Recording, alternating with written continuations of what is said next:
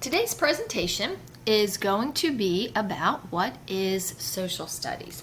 This presentation is done on eMaze, which is a web-based application, very similar to what you would do with PowerPoint, but it's on the web. And it has a couple of cool effects. One of them is that you can do backgrounds that have 3D options. So this particular one is going to be what's called gallery, and we're going to walk through each slide as if we're going through a gallery. So I hope you enjoy. So what is social studies? So here is the dictionary.com definition. Social studies is the study of how people live and organize themselves in society, embracing geography, history, economics, and other subjects. So this is a pretty good definition. We'll probably elaborate on it much more. And the definitions that all of you gave in the Word document exercise was, they were just incredible. So all of them were correct, but you all said different types of things. So essentially, social studies is the study of how people live and organize themselves in society. So this pretty much can encompass and take care of just about everything in life, because pretty much everything in life has to do with people and how they live. There are other topics, subjects, categories that go within social studies, and we're going to look at some of those today. Some of them being geography, history, economics, and then we'll take a look at some of the other subjects as well. So our first room in our gallery, we're asking the same question: what is social studies? So here's another definition. Social studies deals with human relationships and with the ways humans have adapted themselves to the world in which they live. So this definition is very similar to what you did on your PowerPoint assignment, talking about how people adapt to the world in which they live. So over time, this is exactly what human beings did. They adapted to the world around them. And so those are some of the things also that we're going to study and look at this year. Next is a brief video to show you that's going to go through some of the categories that are within social studies. This is an old school video. It's claymation. So these professors are all in claymation. If you've ever seen some of the holiday shows like Rudolph the Red-Nosed Reindeer, Frosty the Snowman, those are all claymation. So this is interesting video for you to watch. So just sit back, listen, try to get an idea of all of these categories and how they relate to each other. So they're all part of social studies. They all have something to do with each other, even though they're their own separate subjects.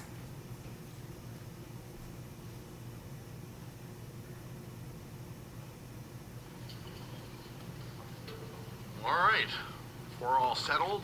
Yes? Well, good. Welcome. We are the Social Science Department. Now I'll get right to it. Question on everyone's mind, just what the heck is social science? Well, let me try to explain. Social, as in society, as in human beings. Science, as in the facts, the systematic study of a thing, the pursuit of its true nature. We seek to understand the nature of people and society. What does it mean to be human? What defines a person? Is it history? Is it ancestry? How has he worked, struggled, thrived? In his environment. Sorry? In his environment. Did he live on a mountain or in the desert or near the sea, in the Arctic? Ancestry is important, but location is paramount. That's all very fascinating, but I have a question. What is this person like? Is it a man or a woman? What's her race? What does he or she do? Well, profession relies greatly on geography. The natural resources that exist here. Proximity to natural resources is fine, but what about proximity to other people? The sociological element is undeniable. What happens when he feels the influence of other human beings? Then, how will he behave? What will be expected of him? will he fulfill these expectations? Now it's a collection of people. It's a town or a city. It's a community. Community. But who's in charge?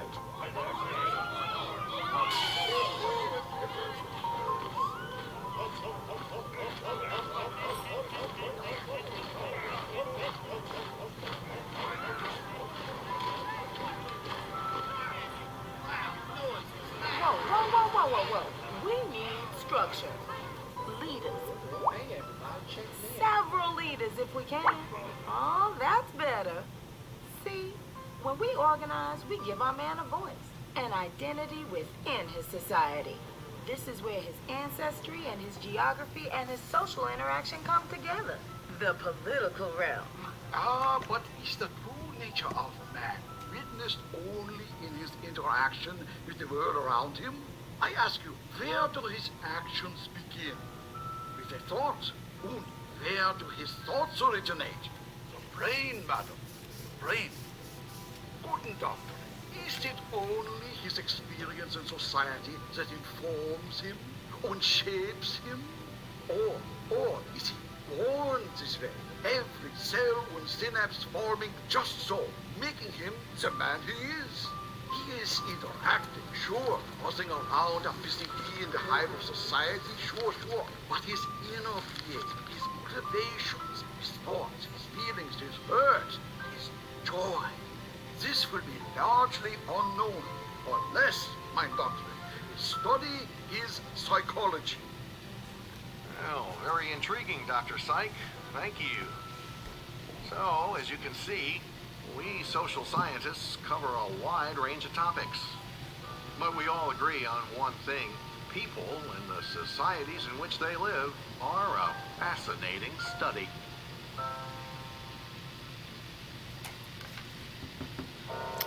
So hopefully that gave you an idea of some of the topics within social studies.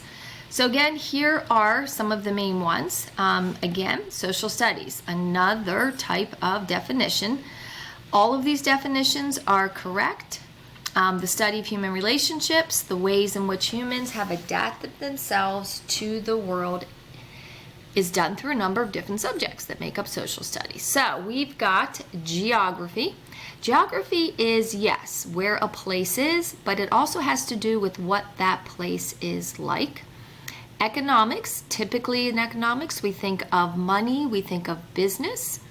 Political science, essentially we think of government and how people organize and manage themselves. Sociology has to do with the social aspect. How do people get along with each other? How do they interact? Anthropology has to do with the study of man, the study of human beings, who they are, what they're like. Archaeology isn't on here. Archaeology is a little bit different. Archaeology has to do with the study of things. Anthropology has to do with the study of human beings. And then history, history is my favorite. History has to do with looking back in time, looking at the world in a chronological way, how things happened, when they happened, why they happened. So history is what we will be focusing on this year, ancient history, but all of these subjects, all of these categories come into play as we look at history. So a couple ones focus in on economics. When you think of the economy, when you think of economics, you think of business, you think of money, you think of jobs. All of these are interrelated. So when we say our country has a good economy, that means there are people working, there's money being exchanged, there are goods and services being exchanged, and oftentimes they relate to each other. So for instance, if you've got these little farmers up here in the corner, these farmers obviously provide food, but at the same time, they need people to maybe make the farm equipment that they are using.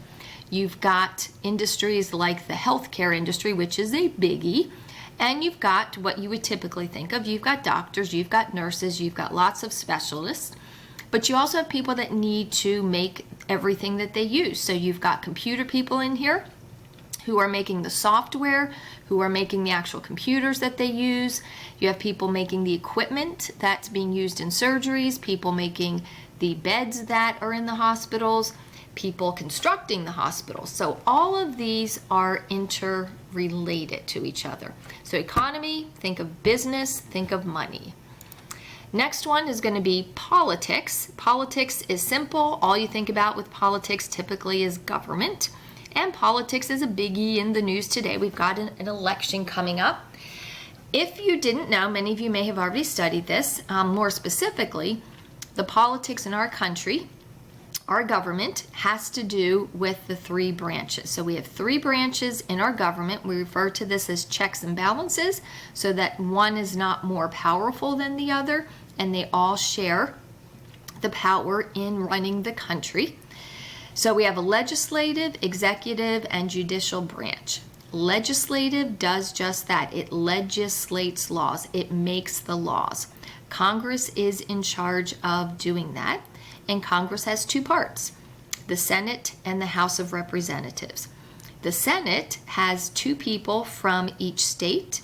House of Representatives has a number of representatives from each state that is directly related to the population of that state. So for instance, New York is going to have way more representatives than a state like Wyoming. Even though Wyoming is a physically big state, there aren't a ton of people living there. So they do not have as many representatives in Congress. Next branch, executive. Executive does just that. It executes the laws. It carries out the laws. And that's done by the president, vice president, cabinet. Within the cabinet are all those departments that help to run things smoothly. We've got the Department of Defense. We've got the Department of Agriculture, the Department of Human Services. So there are departments that help to carry out these laws to the people. And then we've got the judicial branch. So the judicial branch does just that. It judges the laws. It evaluates the laws. So we've got make the law, carry out the law, evaluates the laws. They are the ones who decide if someone is doing something that is against the law and not within the law. And if something that somebody does is totally illegal and it is within the law, they're the ones who judge that. So again, when you think of politics, you think of government. And then sociology is pretty simple. You've got society, so you've got people, social people, and science. So ology, when you think of biology, psychology, that's the study of, the science of. So sociology studies how people interact, how they work with each other. So those are the three main ones that we look at. This is the slide that you're going to be taking notes on, so you could pause it here if you would like to. These are the categories that I want you to know what they are and come up with your own brief definition. So social studies, when we look at this, we're saying social studies, so the study of. Geography, again, study of the physical earth and its relationship to people who live in it. So it's not just where things are. It's not just places on a map. It's what are those places like. So for instance, when we look at Western Pennsylvania, it's a place on the map, but it also has a character to it. Western Pennsylvania, you think of mountains, you think of rivers, you think of, especially when you think of Pittsburgh, you think of this being very much a sports town. So it tells the character of that place, not just where it is. Economics, again, how man produces things, exchanges things, uses things, consumes goods. So how we make it, how we exchange it, how we use it has to do with the jobs, has to do with business, has to do with money. Political science, again, this is an easier one to remember because you'd think of simply governments.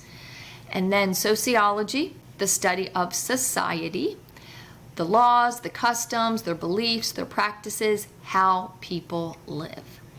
Anthropology goes deeper into the study of human beings, the relationship to each other, whether it's based on where they live, what they're like, So anthropology has to do with the study of human beings and what they are like.